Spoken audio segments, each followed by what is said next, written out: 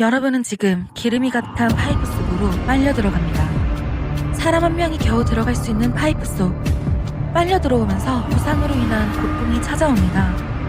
이곳이 어딘지 감도 안 잡히는 상황. 깜깜한 어둠 속 동료들의 고통의 신음소리만 크게 들리는데 오직 살아야 한다는 본능 하나만 남아있습니다. 트리니다드 토바코 바다 밑에서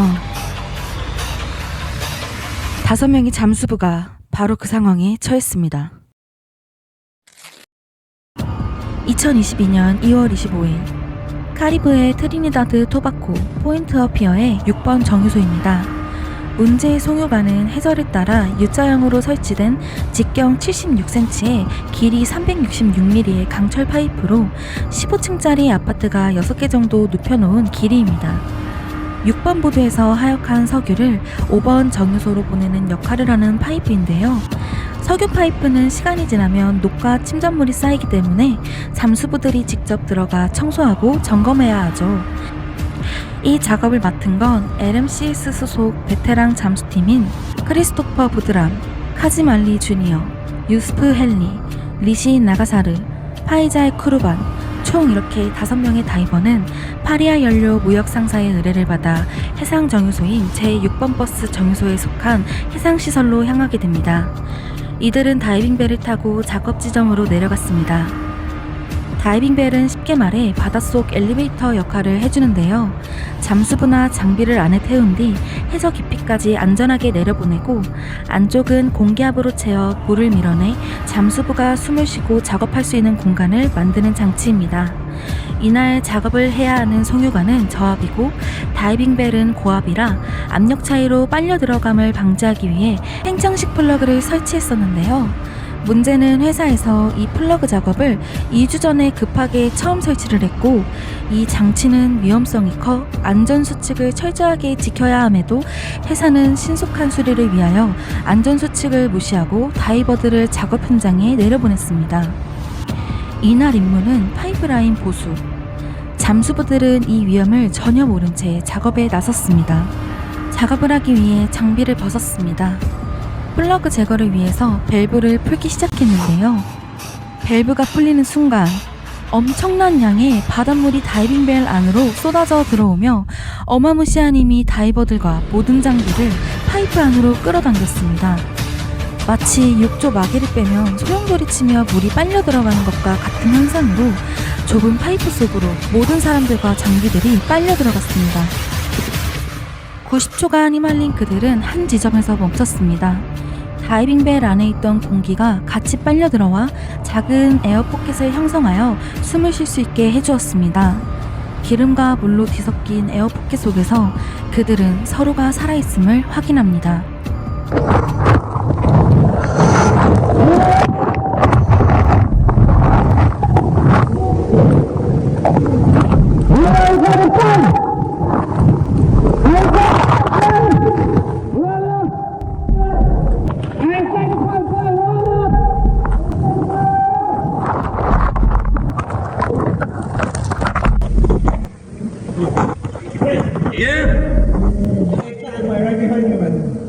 Alright behind you? You right behind me?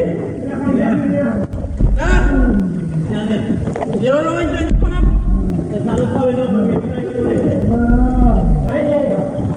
Who making all that noise then? Come on, all that way, let's figure it out. We gotta go, we gotta start moving. 다행히 모두 살아있었지만 모두 심각한 부상을 입은 상태였습니다. 누군가는 뼈가 부러진 것 같다고 누군가는 눈이 불타는 것 같다며 서로가 고통스러워하고 있었습니다. 머리를 감싼 상태로 떠내려온 크리스토퍼만이 비교적 경미한 부상을 입은 상태였습니다. 여기서 더 큰 문제는 그들이 들어온 쪽이 어딘지 모른다는 것이었습니다. 크리스토퍼는 반대쪽으로 가야 한다고 생각을 했지만 4명은 앞으로 전진을 해야 한다고 했고 크리스토퍼가 빨려 들어오면서 정신을 잃었기 때문에 다수의 의견을 따르기로 하며 천천히 앞으로 기어나가기 시작했습니다. 기름에 젖은 강철벽을 붙잡고 살기 위해 서로가 서로의 어깨를 밀어주며 앞으로 나아갔습니다. 그러던 중 산소 탱크 2개를 발견했습니다. 아까 다이빙벨에서 빨려 들어온 것 같습니다. 크리스는 5명에서 공기를 조금씩 나눠 쓰려고 했지만 그런 상황이 아닌 것 같습니다. 부상자들은 이동이 점점 어려워졌고 앞으로 나아갈수록 물에 잠긴 구간이 깊어졌습니다. 호흡할 공기도 적은데 함께 가면 다 같이 죽을 수도 있는 상황. 결국 유일하게 부상당하지 않은 크리스토퍼는 이 산소통을 가지고 구조를 부르기 위해 혼자 나아가기로 결정합니다. 그리고 그들에게 약속합니다. 꼭 구조대를 데리고 돌아올게요. 조금만 더 버텨주세요. 앞쪽 통로는 완전히 물에 잠겼습니다. 정말 모든 건 운에 맡겨야 되는 상황. 2시간이 넘는 곳을 이 산소통 2개로 버티며 기어나가야 합니다. 그런데 문제가 생겼어요.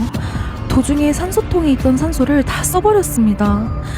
숨이 차며 의식이 희미해져가요. 어쩌지? 진짜 약속했는데. 제발.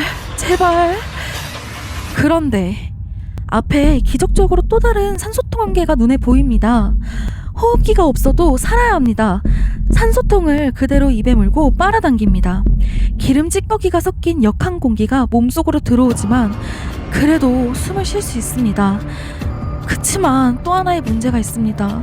6번 송유관은 열려있지만 5번 송유관은 막혀 있습니다. 다수가 판단하여 앞으로 나아가는 이곳이 5번 송유관이라면 죽음은 피할 수 없습니다. 크리스토퍼는 간절히 기도합니다.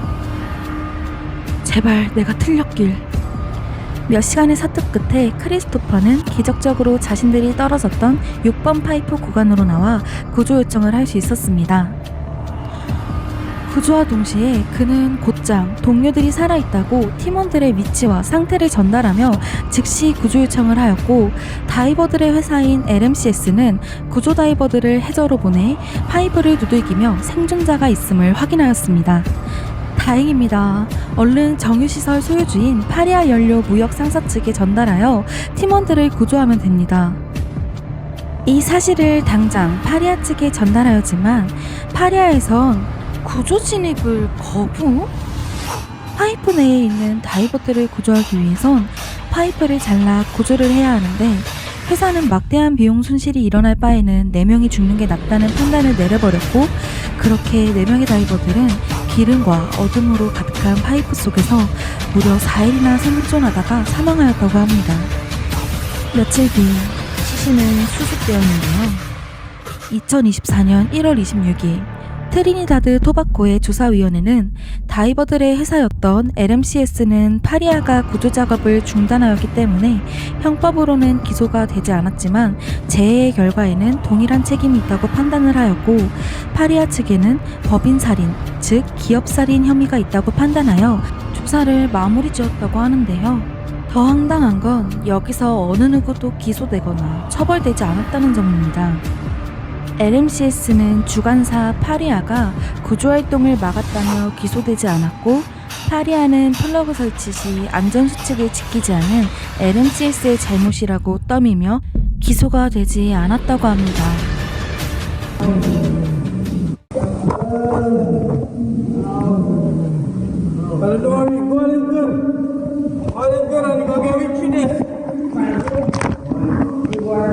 유일한 생존자였던 크리스는 말했습니다. Everything inside you open our rescue was going on. Nobody was making an attempt to rescue me. 오늘의 느낀 점.